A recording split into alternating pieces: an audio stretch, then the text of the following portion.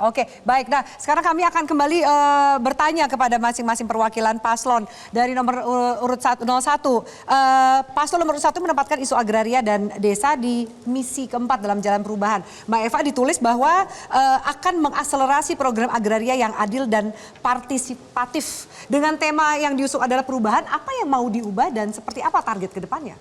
Ya, yang pertama kita agak menyedihkan pelaksanaan reformasi agraria ini di bawah target.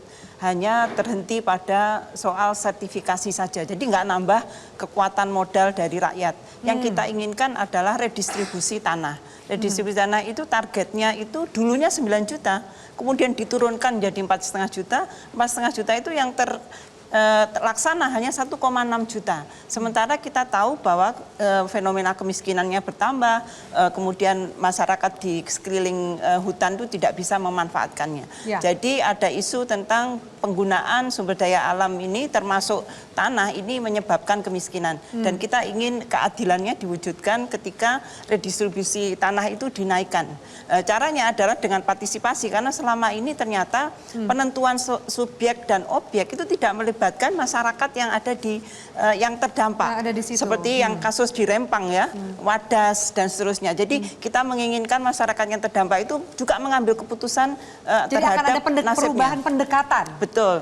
Dan kemudian agar juga negara ini memberikan peta yang jelas ya, di mana daerah-daerah yang kita bisa membantu rakyat untuk klaim untuk pemilikan maupun klaim untuk pemanfaatan.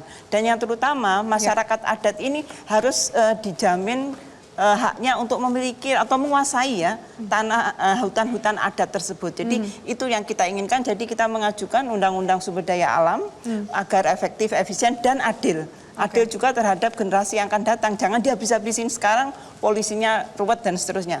Demikian juga untuk masyarakat adat, kita ingin ada undang-undang masyarakat adat yang sebetulnya sudah jalan ya Pak Beka.